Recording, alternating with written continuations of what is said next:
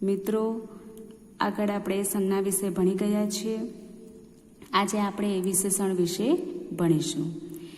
સંજ્ઞા વિશે તમને ખ્યાલ આવી ગયો હશે. સંજ્ઞા ઓળખતા આવડી ગઈ હશે. તમને કોઈ વાક્ય આપેલું હોય એમાં, બરાબર, વ્યક્તિવાચક, જાતિવાચક, સમૂહવાચક, ક્રિયાવાચક, ભાવવાચક કોઈ વાક્ય આપ્યું હોય અને તેમાંથી તમારે કોઈ શબ્દને ઓળખવાનો હોય, બરાબર, કઈ સંજ્ઞા છે, સંજ્ઞાનો કયો પ્રકાર છે, તો એના વિશે તમને બધાને સમજ પડી ગઈ હશે. તો આજે આપણે વિશેષણ વિશે જોઈશું.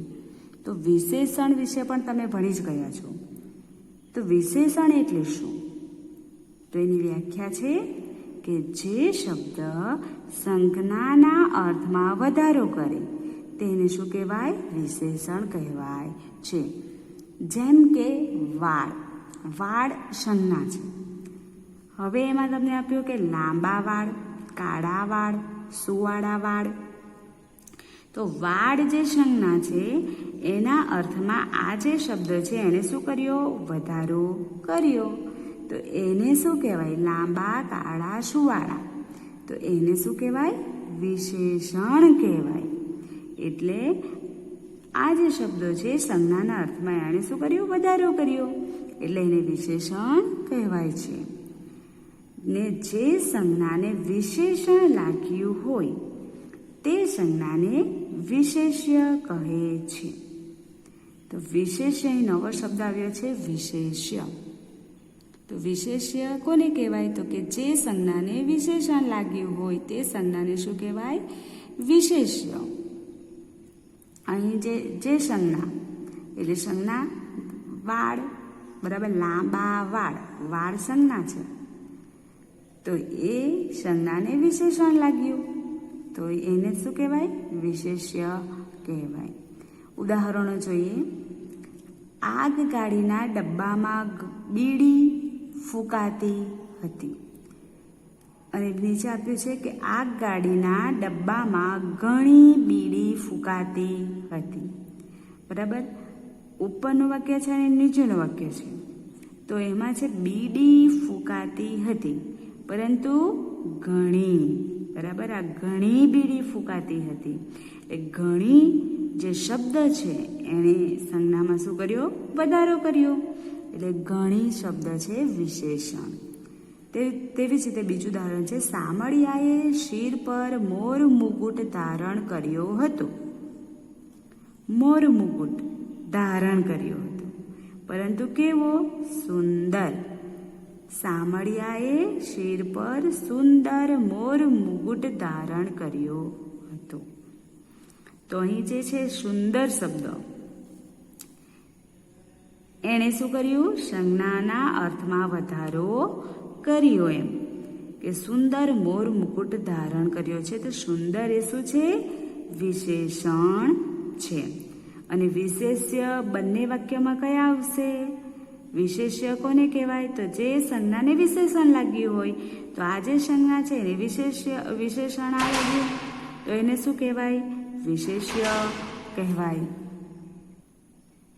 તેવી જ રીતે બીજા ઉદાહરણો છે. બે ઊંચા છોકરાને મેદાનમાં મોકલો. અહીં છે કે બે ઊંચા છોકરાને, બરાબર, અહીં આપે છે ઊંચા. એ શબ્દ કાઢી નાખીએ તો બે છોકરાને મેદાનમાં મોકલો. એમ બે છોકરાને, પરંતુ અહીં કેવા? ઊંચા છોકરાને. તો ઊંચા જે શબ્દ છે એણે જે સંજ્ઞા હતી, બરાબર, એમાં શું કર્યો? વધારો કર્યો. એટલે ઊંચા વિશેષણ છે. તેવી જ રીતે ચોથું વાક્ય છે. સમૂહ ગીતમાં ભાગ લેનારે સફેદ કપડાં પહેરવા. તો આમાંથી વિશેષણ કયું હશે? સફેદ. જો સફેદ શબ્દ આપણે કાઢી નાખીએ તો સમૂહ ગીતમાં ભાગ લેનારે કપડાં પહેરવા, પરંતુ કેવા? લાલ, લીલા, પીળા. કયા પહેરવા? તો ચોક્કસ અહીં આપણને રંગ આપ્યો છે. કયા કલરના? સફેદ. બરાબર, એટલે સફેદ જે છે એ શું છે? વિશેષણ છે, કે ચોક્કસ રંગ બતાવ્યો છે. તો અહીં ઊંચા અને સફેદ આ બંને શું છે? વિશેષણ છે. ખ્યાલ આવ્યો તમને બધાને? એ જ આપ્યું છે કે સંજ્ઞાના અર્થમાં ગુણ, આકાર, કદ, સંખ્યા આદિના અર્થ ઉમેરવા માટે આપણે વિશેષણ વાપરીએ છીએ. હવે આપણે વિશેષણના જે પ્રકારો છે એ જોઈશું. તો વિશેષણનો પહેલો પ્રકાર છે ગુણવાચક વિશેષણ. ગુણવાચક વિશેષણ કોને કહેવાય? તો કે જે વિશેષણના સંજ્ઞાના આકાર, કદ, રંગ, ગુણ, કાર્ય આદિના અર્થમાં વધારો કરે તેને ગુણવાચક વિશેષણ કહે છે. જેમ કે ગોળ ટેબલ, લાંબી બેન્ચ, સફેદ ટોપી, હોશિયાર છોકરો, કડક આચાર્ય વગેરે. અહીં વ્યાખ્યા આપે છે કે જે વિશેષણ સંજ્ઞાના આકાર, અહીં આપણને આકારનો નિર્દેશ થાય છે. ગોળ ટેબલ, ટેબલ છે પણ કેવી? ગોળ, નહીં કે લંબચોરસ, ચોરસ, ત્રિકોણ. બરાબર, આપણને અહીં આકાર આપ્યો છે કયો? ગોળ, ચોક્કસ આકાર આપી દીધો છે. કદ, રંગ, કદ કે લાંબી બેન્ચ, બરાબર, ટૂંકી બેન્ચ કેવી જોઈએ? તો કે અહીં આપ્યું છે ચોક્કસ એનું કદ કે લાંબી બેન્ચ. તેવી જ રીતે રંગ, ઘણા બધા રંગો હોય, પરંતુ આપણને કહ્યું છે અહીં સફેદ ટોપી, કે સફેદ એનો ગુણ. બરાબર, આવી રીતે અર્થમાં વધારો કરે તો એને ગુણવાચક વિશેષણ કહેવાય. તેવી જ રીતે ભલો છોકરો, દયાળુ રાજા, સસ્તું અનાજ. બરાબર, ઘણા બધા ઉદાહરણો આવી શકે. ત્યાર પછી બીજો પ્રકાર છે સંખ્યાવાચક વિશેષણ. હવે અહીં છે સંખ્યાનો નિર્દેશ કરે, પરંતુ એમાં પાછા 4 પ્રકારો છે સંખ્યાવાચકમાં. પહેલો છે પૂર્ણ સંખ્યાવાચક વિશેષણ. પૂર્ણ સંખ્યાવાચક વિશેષણ દર્શાવે તો કેવી રીતે? તો 2 છોકરા, 4 વર્ગો, 11 છોકરા. અહીં 2, 4, 11 એ પૂર્ણ સંખ્યા દર્શાવે, તો એને સંખ્યાવાચક વિશેષણ કહેવાય. તેવી રીતે બીજો પ્રકાર છે એમાં ક્રમિક સંખ્યાવાચક વિશેષણ. ક્રમિક એટલે બીજો છોકરો, ચોથો છોકરો, 5મો છોકરો, 6ઠ્ઠો છોકરો. બરાબર, ચોથો વર્ગ, બીજો વર્ગ, આ રીતે જે શબ્દો આવે તો એને ક્રમિક સંખ્યાવાચક વિશેષણ. તમારે એક્ઝામમાં કોઈ બી વાક્ય પૂછાયું હોય, બરાબર, અને શબ્દો આવે તો તમને નિર્દેશ થઈ જાય કે આ જે છે એ સંખ્યાવાચક વિશેષણ છે. કોઈ પણ ઉદાહરણ આમાંથી આપ્યા હોય તો તમારે સંખ્યાવાચક વિશેષણ અને એનો પ્રકાર કૌંસમાં લખી દેવાનું કે કયા પ્રકારમાં આવશે. ત્રીજો પ્રકાર છે માત્રા સૂચક વિશેષણ. માત્રા ફક્ત દર્શાવે, થોડું પાણી, તદ્દન મફત, ઘેરો રંગ. તો અહીં આપણે કહીએ કે ગ્લાસમાં થોડું પાણી છે. હવે થોડું પાણી છે, વધારે પાણી છે, તો આપણને કેટલી માત્રા? ખાલી માત્રાનો નિર્દેશ થાય કે થોડું છે, વધારે છે. બરાબર, પરંતુ આપણને કેટલું છે પરફેક્ટ ખબર પડતી નથી એમ. એટલે માત્ર દર્શાવે, ખાલી માત્રા. બરાબર, તો એવા જે શબ્દો છે એ માત્રા સૂચક વિશેષણ છે. હવે છે આશ્રયવાચી વિશેષણ. આશ્રય ધારો કે છે કે લગભગ 50 વિદ્યાર્થીઓ, કે લગભગ કેટલા છે? 50. ચોક્કસ કહી શકતા નથી કે 50 હશે જ. આશરે 4 કલાક આપણે અંદાજો લગાવીએ ને, કે ધારો કે કોઈ પૂછે કે ભાઈ ધોરણ 9માં કેટલા સ્ટુડન્ટ છે? બરાબર, કેટલા ટોટલ કેટલા છે? એમાં છોકરાઓ કેટલા છે, છોકરીઓ કેટલી છે? તો કોઈને નહીં ખબર હોય તો શું કરશે? પહેલાં અંદાજો લગાવશે કે લગભગ 25 છોકરાઓ હશે. તો એ શું છે? આશ્રયવાચી શબ્દો છે. એટલે આશ્રયવાચી સંખ્યાવાચક વિશેષણમાં આવશે. બરાબર, આગળ છે સંબંધવાચક વિશેષણ. સંબંધ દર્શાવે, એકનો બીજા સાથે સંબંધ. આ વિશેષણ વિશિષ્ટ પ્રકારનું છે.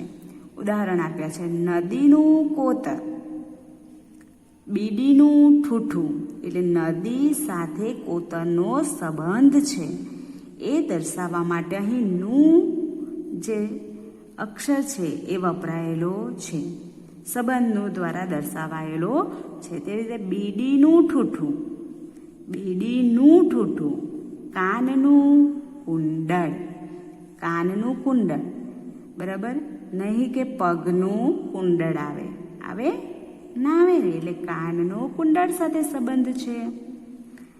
અહીં નદી, બીડી કે કાન, ખરેખર તો તેઓ સંજ્ઞા છે. આ નદી, બીડી, કાન સંજ્ઞા છે, પણ અહીં નદીનું કોતર સાથેનો સંબંધ, બીડીનો ઠૂઠું સાથેનો સંબંધ, કાનનો કુંડળ સાથેનો સંબંધ દર્શાવવો હોય તો અહીં જે નું છે એના દ્વારા એનો જે સંબંધ છે દર્શાવાયો છે.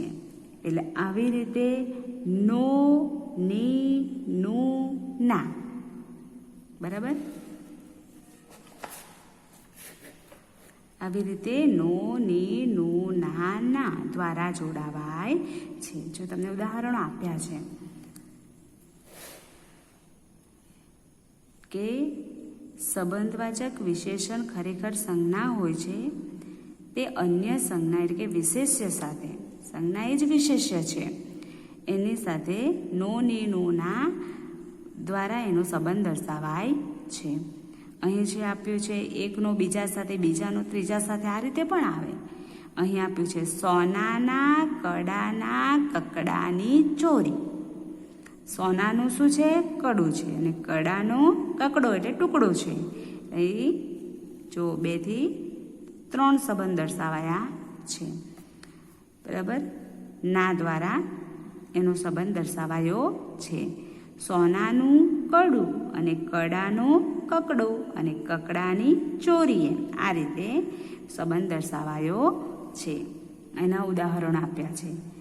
વહાલાજીનું રૂપ હૃદયમાં વસ્યું, મન હૃદય ધસ્યું મારું. તમારે એક્ઝામ આ રીતે પૂછાય, ઉદાહરણ આપ્યું હોય તો તમારે એ વિશેષણનો કયો પ્રકાર છે, તો અહીં વહાલાજીનું રૂપ અંડરલાઈન કરેલી છે. એ શું દર્શાવે? સંબંધવાચક વિશેષણ. અહીં છે મેં ધ્રુતે હાથે ચિઠ્ઠી પિતાજીના હાથમાં મૂકી, તો પિતાજીના હાથમાં, બરાબર. એ રીતે આ વાક્યો આપ્યા છે, બાકીના એ તમારે વાંચો તો તમને ખ્યાલ આવશે.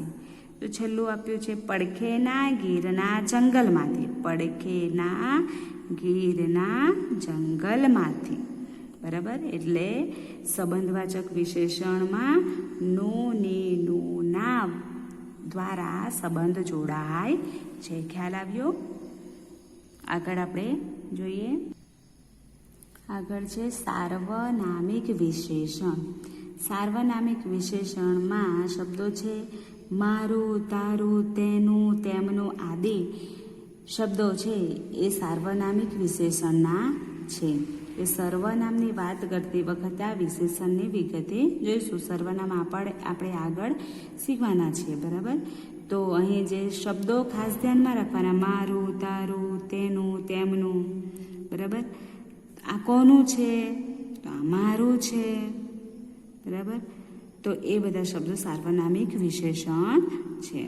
આગળ છે કે વિશેષણ વિકારી કે અવિકારી હોય છે. આપણે સંજ્ઞામાં જોઈ ગયા, બરાબર. વિકારી વિશેષણ, તેવી રીતે વિશેષણમાં પણ છે વિકારી વિશેષણ, અવિકારી વિશેષણ. આપણે સંજ્ઞામાં જોયું ને, વિકારી સંજ્ઞા, અવિકારી સંજ્ઞા. તો વિકારી વિશેષણ કોને કહેવાય? સંજ્ઞામાં જોયું તે રીતે કે લિંગ વચન અનુસાર જે વિશેષણનું રૂપ બદલાય તેને વિકારી વિશેષણ કહેવાય. દાખલા તરીકે અહીં ઉઘાડું એક શબ્દ આપ્યો છે, તો એમાં જે લિંગ અનુસાર બદલાવ થયો. ઊંઘાડી થાળી, થાળી એ સ્ત્રીલિંગ છે. ઉઘાડો ખોરાક, અહીં એક સંજ્ઞા છે, બરાબર. તો અહીં વિશેષણ તરીકે પણ એ આવે છે ઉઘાડું. તો એના જો લિંગ અનુસાર કેટલા બધા પરિવર્તનો થયા. ઉઘાડુંનું ઉઘાડી, ઉઘાડો, બરાબર. ઉઘાડા થાય ને, તો ઊંઘાડી થાળી. તો થાળી જે છે સ્ત્રીલિંગમાં આવે. ઉઘાડો ખોરાક એટલે પુલ્લિંગ. ઉઘાડું બારણું નપુંસકલિંગમાં આવશે. ઉઘાડા બારણા. બરાબર, એટલે બારણા છે એ નપુંસકલિંગ અને બહુવચન પણ આવે. એટલે વચન અનુસાર પણ એમાં શું થયું? પરિવર્તન થયું, એનું રૂપ બદલાયું. એટલે એ વિકારી વિશેષણ છે. ઘણા બધા વિકારી વિશેષણના અહીં ઉદાહરણો આપ્યા છે. નાનું, મોટું. નાનું શબ્દ છે નપુંસકલિંગ, એમાં પરિવર્તન થાય, એનું રૂપ બદલાય કે ન બદલાય? બદલાશે ને. જો નાની, નાનો, નાનું. મોટુંનું પણ થશે મોટી, મોટા. બરાબર, મોટા, મોટી. ખુલ્લું, ખુલ્લી, ખુલ્લા થાય ને. એટલે આ બધા જે શબ્દો છે એ વિકારી વિશેષણના છે. હવે આગળ છે અવિકારી વિશેષણ. સંજ્ઞાના લિંગ વચન કોઈ પણ હોય, પરંતુ તે અનુસાર જે વિશેષણનું રૂપ ન બદલાય, યથાવત રહે, એને શું કહેવાય? અવિકારી વિશેષણ. જેમ કે ચાલાક. હવે ચાલાક જે છે તો આગળ આપણે પરિવર્તન કર્યું. ચાલાકનું ચાલકા થશે નહીં, થાય ને. એ ચાલાકનું શું થશે? ચાલાક જ થશે. પુલ્લિંગમાં પણ જો ચાલાક ચોર, પુલ્લિંગમાં પણ એ જ રહ્યું. નપુંસકલિંગમાં પણ ચાલકુ શિયાળ બોલીએ ના, ચાલાક શિયાળ, ચાલાક વિદ્યાર્થીઓ. એટલે એમાં લિંગ વચન અનુસાર એમાં પરિવર્તન થતું નથી. એ જે શબ્દ છે, બરાબર, અહીં ચાલાક શબ્દ છે એનો એમ જ રહે છે, યથાવત રહે છે. ભલે તે સ્ત્રીલિંગ, પુલ્લિંગ. બહુ ચાલાક સ્ત્રી હોય તો બી ચાલાક છે. આ તો પુલ્લિંગ હોય તો પણ આપણે ચાલાક જ બોલીએ, નપુંસકલિંગ હોય તો પણ આપણે ચાલાક જ બોલીએ. એમ જેવી રીતે અહીં ઉઘાડું છે એનું પરિવર્તન થયું, રૂપ બદલાયું, તેવી રીતે આ ચાલાકનું અહીં થતું નથી. તે પ્રમાણે ઘણા બધા શબ્દો છે. હોશિયાર, સુંદર, મૂર્ખ, પ્રામાણિક, બંધ, વાસી, ખરાબ આદિ અવિકારી વિશેષણો છે. ખ્યાલ આવી ગયો? આ બધા શબ્દો જે છે એમાં કોઈ પરિવર્તન થતું નથી. અને ત્યાર પછી આ જે કોષ્ટક છે, બરાબર, એ તમારે વિશેષણની PDF મોકલવામાં આવશે. PDFમાંથી તમારે નોટબુકમાં ઉતારી લેવું અને ત્યાર પછી છેલ્લે આ જે કોષ્ટક છે એ કોષ્ટક તમારે દોરી લેવું. લખાઈ ગયા બાદ છેલ્લે દોરવાનો રહેશે. અને ત્યાર પછી તમારે 29 પેજ, બરાબર, 30 અને 31, બરાબર, અહીં સુધી તમારે 31 સુધી વાંચવાનું રહેશે. અને નેક્સ્ટ લેક્ચરમાં આપણે સર્વનામ વિશે ભણીશું. Thank you.